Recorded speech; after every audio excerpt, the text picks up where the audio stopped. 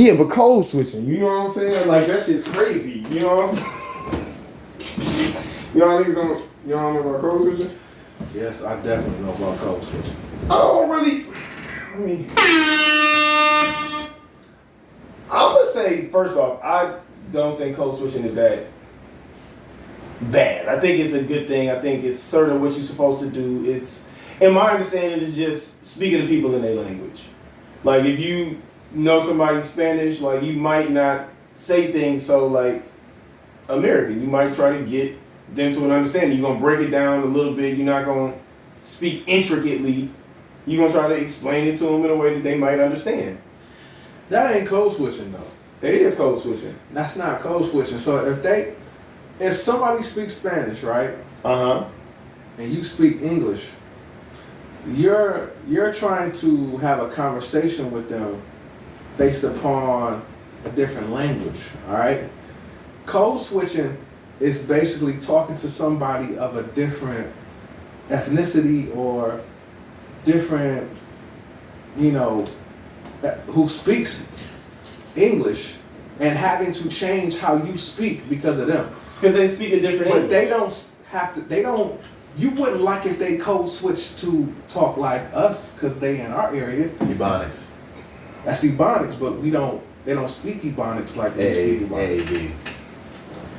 So you're forced to code switch. People code switches. That's why it's not cool. Like, we don't force them to speak Ebonics.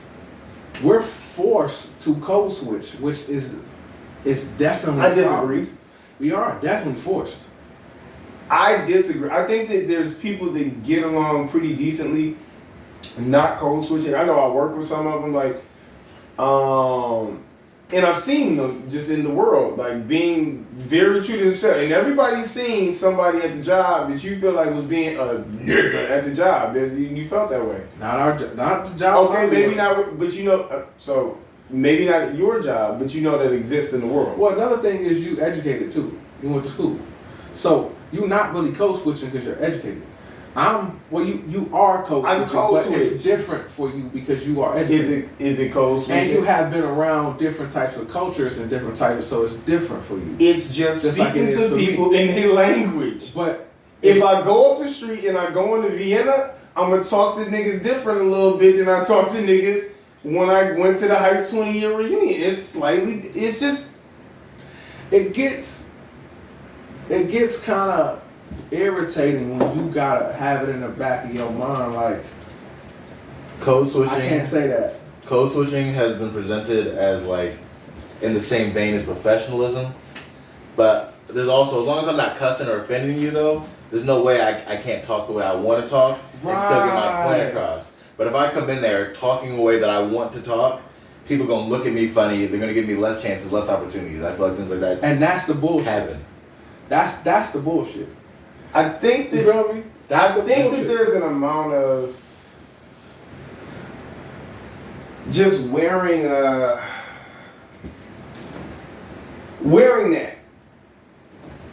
Just wearing that. The looks of that different look. Like I will code switch so I could just get my point across. Okay.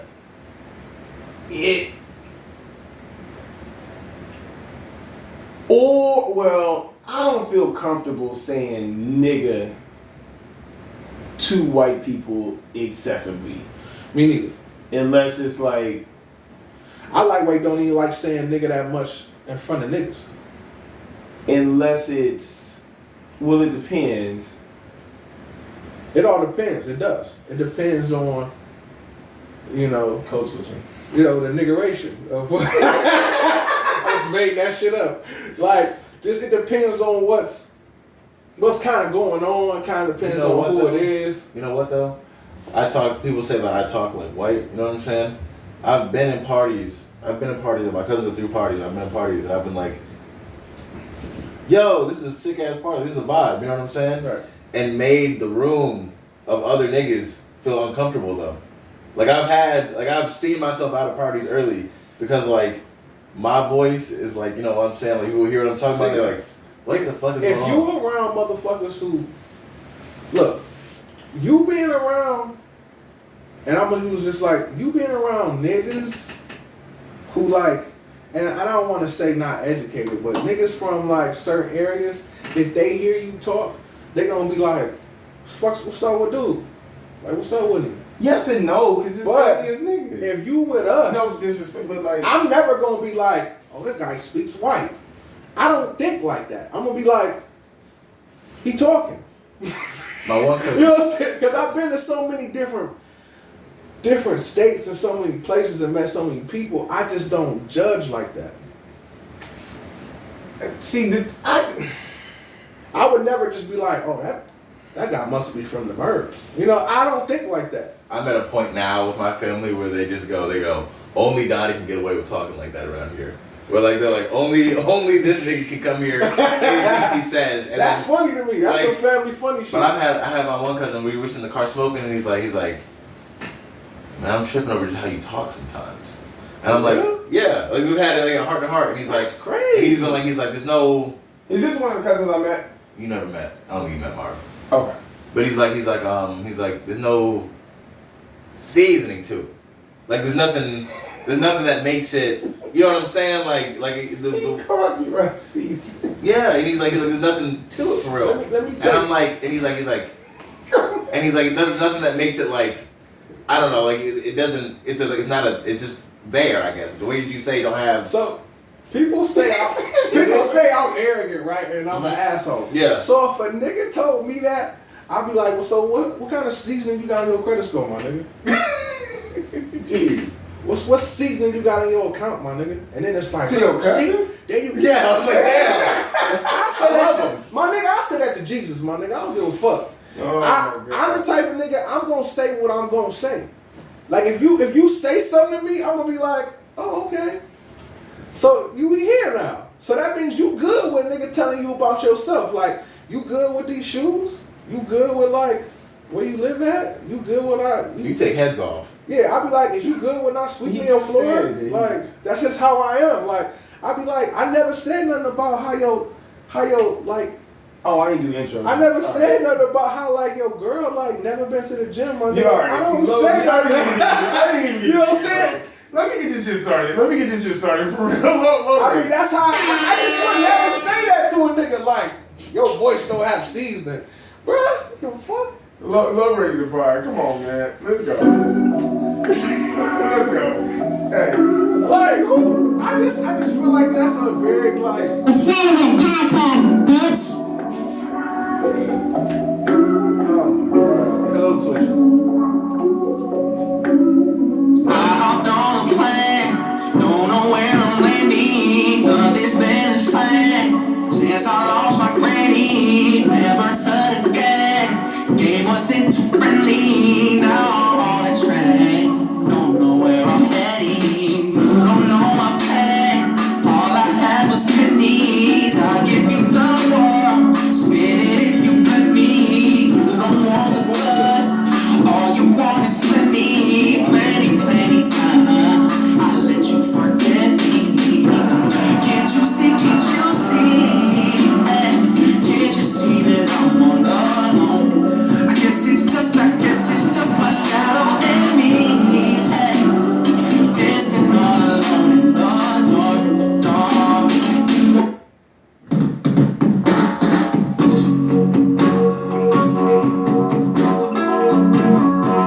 What was that?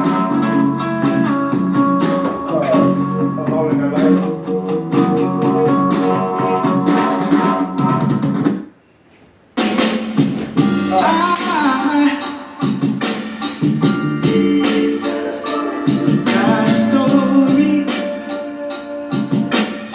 Alright, y'all. Music only. Alright, y'all. Let's get straight to it.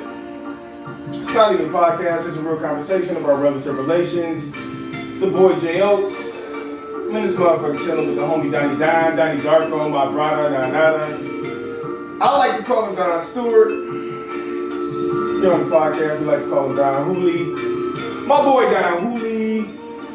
We got motherfucking B-Lo, the villain. FUP representative, my brother as well. Family, long time. I can't even count the years, man. You know what I'm saying? But we in this motherfucker.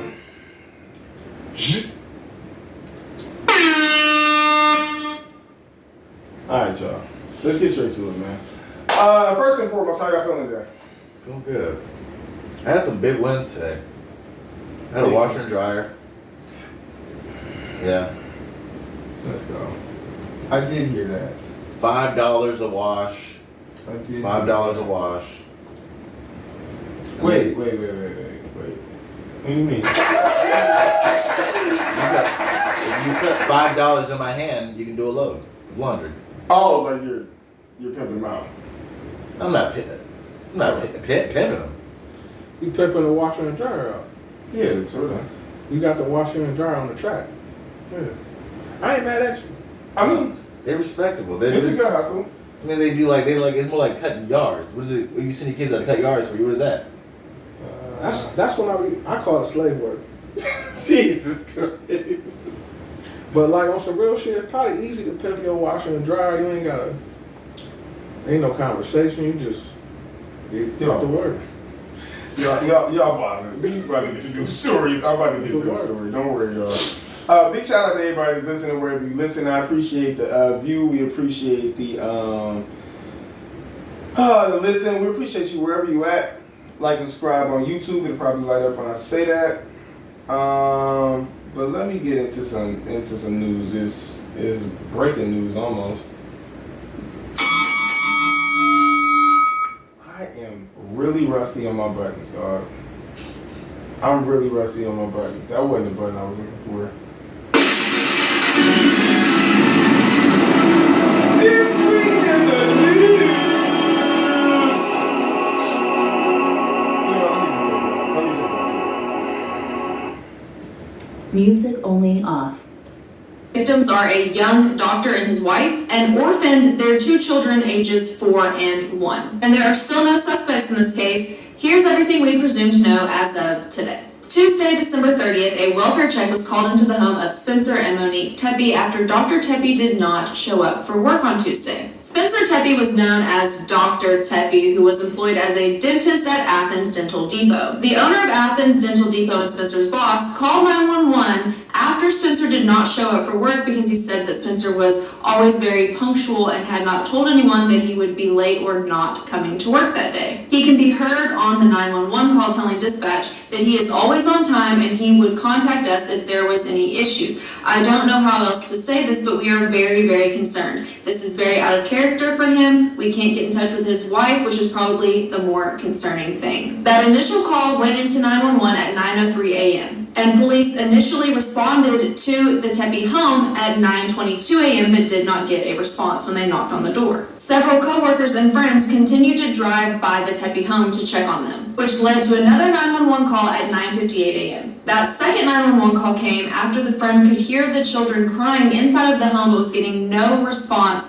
from Spencer or Monique. A few minutes later, you can hear that friend telling dispatch that he can see Spencer's body on the floor inside of the home, and that person can see Spencer's body on the floor near the bed. Police returned to the home a second time and this time made entry. They said there were no signs of forced entry in the home. They did find Spencer shot multiple times, and Monique appeared to have 1 gunshot wound to the chest. Police did not find a firearm inside of the home, and since both victims died as a result of gunshot wounds, and there is no firearm inside of the home, obviously this is not a murder-suicide, and this is being investigated as a double homicide. Police...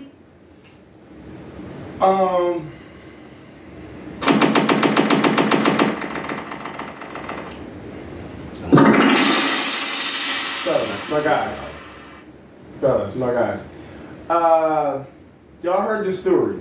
What do y'all have like a take on it initially? First, thoughts and prayers to the families of everybody involved. The most alarming part about the story was that the woman only had 1 shot and the guy had multiple. And like, you know, they say like... It's curious, right? You know, they say like when somebody shoots somebody on a passionate level, it's more or less they keep shooting. And then if somebody just shoots you one time, it's like, I just popped you because you here. Okay. You know what I'm saying? Like, Don, where's your initial take? What's your initial thoughts? Mine was dumber than that.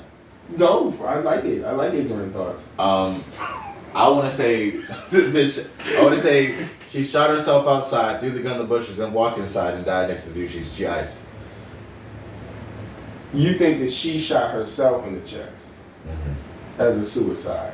Yeah. I feel like just because the gun isn't in the house, Okay. I need a full premise. you gotta be a brave bitch to shoot yourself in the chest and not in the top. But you never seen a girl just punch herself and beat herself the fuck up? But that's, You ever hear about that shit? That's toxic bitches. See, that's like, different. That's different. I had a lot of toxic bitches. I know them.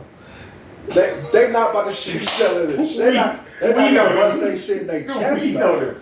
You feel me?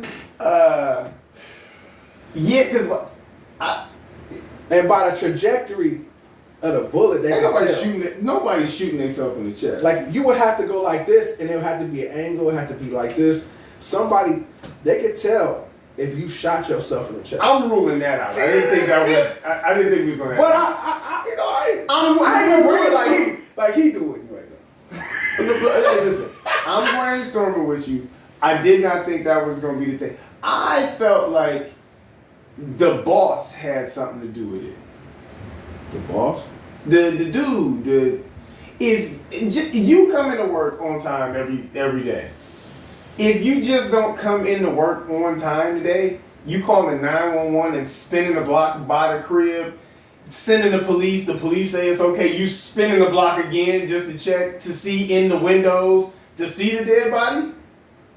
That just seemed a bit like it was like a lot. I ain't never had a boss love me like that. Like, you know what I'm saying? Maybe it's because I'm late. You feel me? But nah, I ain't never had a boss love me like you understand what I'm saying? So like, I was thinking like maybe there was something going on with the wife and the boss. Maybe there was something going on with the boss and the husband. Did you say crime of passion? So maybe, you know, the person. Maybe he was the DL. But maybe he was DL. The person who shot dude, no dude. Yeah, for sure. I think they had to have had a kid. I think it was just a lady who had a So the kid. You think it's a lady? How old is Based the off kid? his, yeah. I like his. How old is the kid that they said? The kids. 4 and 1, they said. The kids, 2 of them. I don't feel like a woman would leave a 4-year-old and a 1-year-old just. But you know who would?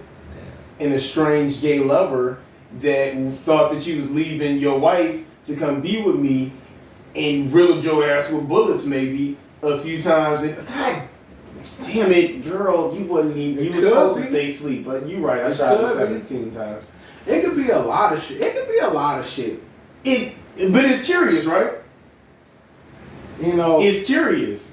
judging by like the caliber of the bullet and what kind of gun it was shot of, that's how I would go off of, man, a woman closely. Maybe it was like a 22 and he You know. just loaded up or something.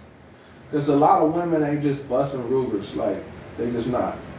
You know, I know some, but not all of them. And where they at? Where is it, Cincinnati? Columbus. Columbus? So it ain't the South, like, where they really be having weapons all the time. So, like, man. Nah, but Ohio is an open carry, so we. Yeah, it's open carry, but it's not a lot of women that just be carrying like a motherfucker. Only certain women do. I'll tell you a story. I don't know. I think it's the boss. The boss. It could be. But he wasn't the boss. The guy was a dentist. There's no one over the dentist in there. That was an employee. The dentist worked at a thing. It wasn't like his own practice. They said his boss was the one that. That's a lot to throw away. Call 911. That's a lot to throw away for an employee. It's to murder someone for an employee. It could be a lot of What do shit. you mean murder someone for an employee? Well, if I was the head of this Great Smiles, if I'm the head of Great Smiles, I'm hiring in dentists who've done 4 years of college. Yeah, and I'm not throwing away my entire. He didn't franchise. throw it away. It doesn't. Right now, it's not pointing to him. Like Will soon if they're You'd with be their surprised sauce, I how will much come people through. throw away This is just the first week of this. they shit away. You know, it could be a lot of shit. It could be just like, it could be like a situation of owing somebody money. True. We're professional. Professional. There's no trace. Professional ain't shooting a motherfucker that many times. Unless Unless you're making a it's- message. Like we're in the movie. If I was to shoot somebody professionally, it's gonna be one bullet. I want Alleged. Unless they, It's allegedly. allegedly. I'm a lower This high the wild carbon stuff you footprint. want me to. Allegedly, he meant. He's just joking. what if a nigga said make it Why stop? you look at the camera, Dude, and like Because that? I never did play. If a nigga wanted me, I'm popping niggas. Low want to live his rap so bad. I'm not living my rap. I'm just being real. wanted to do- I'm not a gangster, but I'm just saying, like, I'm not. If I was to kill a nigga, I would try to make it seem like it was professional as possible. But you wouldn't. But the idea of saying, we know this guy's tied to me, go do him bad as an example to everyone else thinking the same. Could idea. be, but I mean, do somebody as example to me. Whether you get shot 5 or 6 times, nigga, you dead. One time, save now money it's on close- bullets. but Save close- money on. There's all these right here. Nigga, save a lot on these bullets, nigga. Yeah, oh God. I think that back in the day, people were scared to get shot so many times. It's low, right? If you died with the first bullet, it really didn't matter. It really don't You matter how many decapitated times you hit a me. nigga. After that, like, I'm dead Okay, now. we got KD. That motherfucker gonna shoot 10 shots. He gonna make 8. It's all about accuracy. It's all about, like, we out. The more bullets you shoot, Hey, but the KD more might you hit gotta 8 clean shots. up. Huh? KD might hit 8 shots, but you know what I'm saying? It might be just one nigga come in and hit a game winner. That's what I'm saying. I know, I felt you. I knew where you was going. Yeah, I knew sharp where you shooter. was Like, going. I'm just saying, like, I don't know. I look at it differently. It could be a lot of shit. It could be where I'm going from this. It could be like, Eddie Murphy said it best on Harlem Nights. Eddie Murphy said it best on What he Harlem said? Nights. The Richard Pryor, because they was talking about going to get the nigga. He said, you ain't got to shoot a whole bunch of niggas. You just got to shoot the right nigga one time. That's all you got to do. And then you get your respect. Have y'all seen the Being Eddie doc? I have not seen it yet. I would really like to. Don, have you seen it? Okay, do I want to do a spoiler alert? I'm not going to spoil it for y'all. No. I cut it off after like 15 minutes, though. Okay, so what was the startup of it? I'm gonna tell you the reasons that I cut it off. Damn. All right. Leg day. I'm gonna tell you why I cut it off.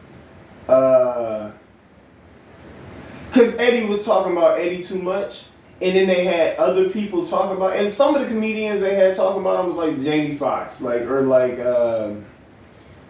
had a couple. Kevin Hart was on there, like, you know what I'm saying. People that, like, it's like, okay, I want to see his influence on them. But then they had niggas like Pete Davidson, like, talk about, like, you know, when my mom and dad got divorced and I was 13 and mom took me to the store and I bought Eddie Raw and she put it in the car and it was cussing on there and she knew that I was sad, but it was Eddie Murphy, so she let me hear it. And it was like, so what? Like, you know what I'm saying? Like, who gives a fuck?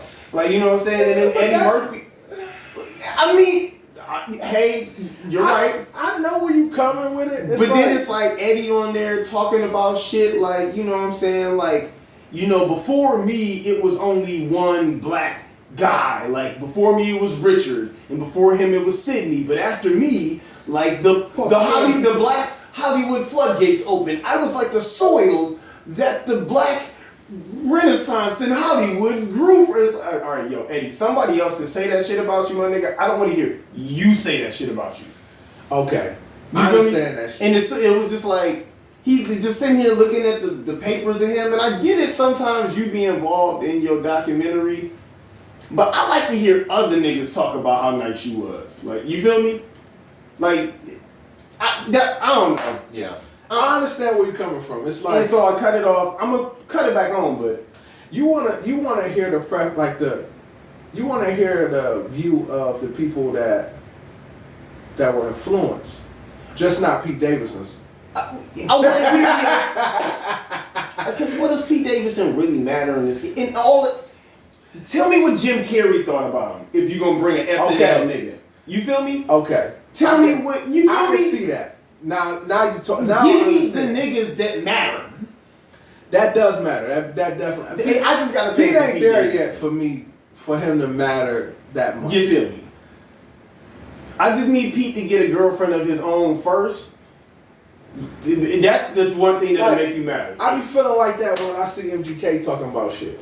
All right, see, the low he want to go to some places. He's trying to take it some places. I I don't. be feeling like that too. I be like, All right, low. yeah, it's this nigga. All right, low. All right, listen. I'm gonna move on to the next topic. We was talking about Eddie Murphy. It seemed like a really weak segue, but I'm gonna take it to the trade. You know what I'm saying? If you got it, you got it. But if you didn't, you didn't. Delays. Noel Friel spoke with city leaders tonight in Noel. This report claims management failed to investigate this properly. Yeah, that's right, Kimberly. The Office of Inspector General found that supervisor and employee were having what it called romantic interactions both on the city bus and during working hours. But the even bigger problem, according to this report, is what happened after that relationship was discovered. It started with an anonymous complaint back in June alleging that a senior transportation service inspector, Andre Reese, and bus driver Dana Ruff engaged in indecent activity on a city bus. An investigation by the Office of Inspector General uncovered video footage from May 6th showing the two fondling each other on a bus. It found Reese then reported an unsubstantiated mechanical issue with the bus, took the bus out of commission, and took Ruff to a fast food restaurant, disrupting service for 115 minutes. On May 20th, it says Reese and Ruff again met up multiple times during Ruff's route and at one point abandoned the bus while it was still running. That day, DDOT received a complaint via a customer assistance form about the abandoned bus, but Inspector General Kamal Marable says leadership didn't investigate it properly. We found out that the supervisors who were responsible for dealing with this type of issue were very lenient in their response to it. DDOT Superintendent Howard Bragg classified their actions as a Class 4 offense, which would normally be punishable by a 30-day suspension followed by termination. Hey, y'all. Hey. Why so? If you gonna suspend me, why hit me with the 30? That's my thought at the end Like, too. stop playing with me. What I'm On some real shit, the bus driver, like, that's probably a nigga I hang with. hey, I'm telling you, when they, soon as they said it, I was like, damn, that's some shit I'll do. My nigga said he got to touching her on the bus. You know what I'm saying? Had to see what it was. Yeah, that thing kind of sitting. You know what? This motherfucker ain't running right. We gotta take a couple of minutes, nigga. Let's go get us some Whoppers. You know what I'm saying? Talk about this. You know what I'm saying? Look, We gotta go talk about this shit. all I care about is if she would have consent. That's all I care She about. can say, it seems like she can say Exactly. So to me, Yeah, they stopped the bus again. if My nigga jumped off route for that pussy. to me, if they not fucking in front of nobody, I mean, they is fucking on the job. So of course that's gonna be. I don't fucked on the job. But I have to. But I ain't never It's- jumped off route. It's fun to fuck on the job. Like, it's very fun to fuck on the job.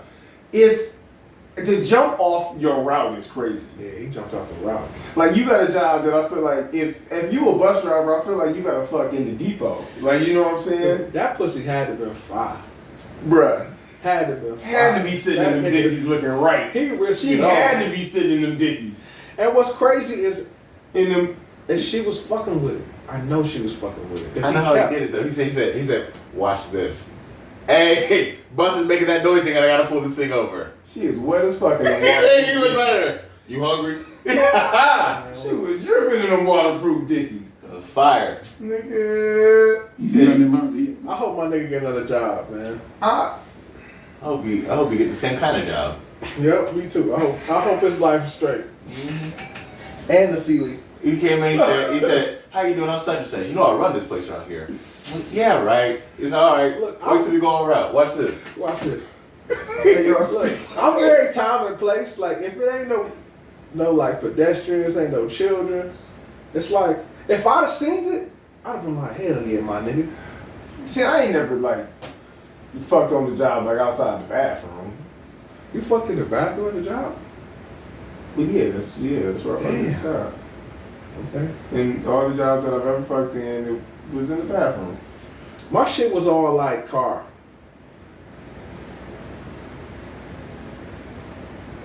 No, I ain't never. It was always whip type shit. Uh-uh. I ain't never fucked inside the job. Oh. My bad, me neither. No, me neither. Let's move on.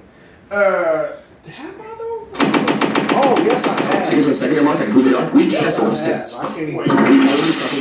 We find out tickets on the secondary market and who they are, we cancel those tickets. The fact that fans are having to go to the secondary market and pay $400 for tickets for us, when our tickets are $40 or $50, it eats me to my core. What will happen is when we announce where we're playing, that night there'll be thousands of tickets on the market and they don't even exist yet. It's called speculative. And that's the game. They hope to get tickets, so they're gonna try to sell them and make money and then try to do everything they can to get those tickets. Wow. That's how the game works. We do not sell. When people say you sell to a second, we sell zero tickets to scalpers of secondary market. We will never do that. We're not the first ones. All of artists that truly care about their fans, they want to fight it. Do I want to build a secondary website with every ticket at face value with no fees? You better believe it. Are we working on it? You better believe it. But it also goes into human nature. Do people care as much about who we are and what we stand for in the fans first way? Or if they have one extra ticket, do they want to try to make a couple $100? That.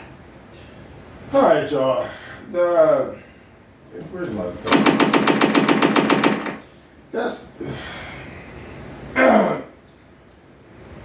That is Jesse Cole from the Savannah Bananas, creator of the Savannah Bananas, a bit upset that people are selling tickets on, wherever you sell. Yeah, y'all hit the Savannah Bananas? Yeah. I seen, I was in the gym one day working out and they had the Savannah Bananas on like screen and shit, and I seen like the little antics and they was playing baseball. Yeah. And then I'm like, Savannah, I love Savannah. It looked like a So good then time. I was like, I haven't been to Savannah, Georgia in a minute. Let's look and see what's good. So I looked, and I'm like, okay. I said, shit look like an alright time, like, whatever. But the whole deal is, I understand what he mean about like the tickets. It's kind of like how shoes is, how shoes was. It got annoying, where like people just buying up shit just to hawk you. But then it's like somebody got to hustle. You know what I'm saying? So it's like, I don't want to stop you, but Don, have you ever looked into getting tickets for Savannah Bananas? No, I haven't. I have. Okay. And the reason I'm gonna stop you is because, yes, in the scheme of like when shit is just available to go buy it and people go buy the shit up and then they want to sell it for a higher price, it's like, that's corny. Savannah Bananas is like a raffle. Like you can't just go get a ticket to the game on a day. You can go put your information in, and if you're selected, then you will be allowed to purchase on a different day. right.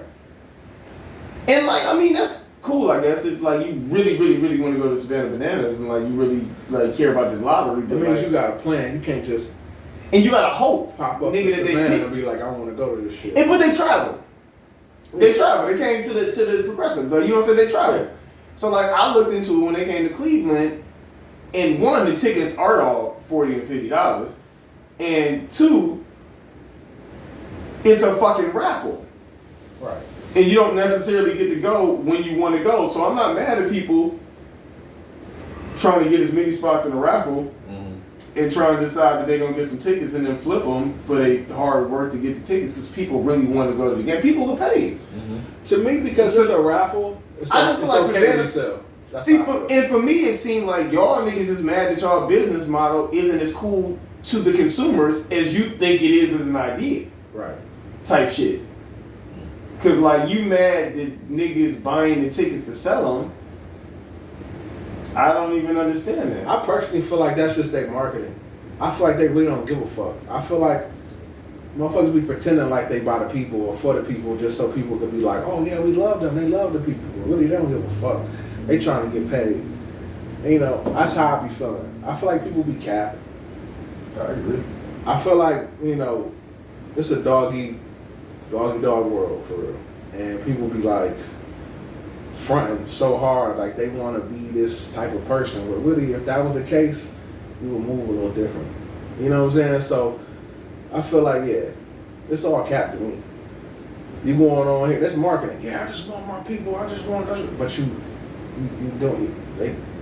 It just sounds like you upset that you claim that you selling your tickets for 40 and 50 and niggas is getting But you not 10 selling times 40, that. 50, yeah. But then niggas is getting 10 times the face value or whatever you claim. Like maybe your lowest ticket. You feel me? But it's like He ain't gonna say like, oh yeah, we got the VIP. I know they got that shit. You know they got it. right, like every ticket the same. Like every ticket is $40 or $50. Like it's only 2 values of seats. That's cap. No, that's a good point out. I think we're gonna end this one. We're gonna probably get another one.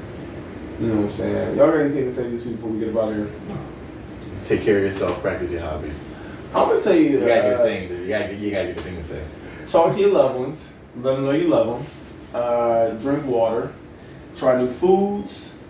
And always keep it positive. But if the motherfuckers force you to go bad, you gotta fuck some shit up, my nigga. Oh.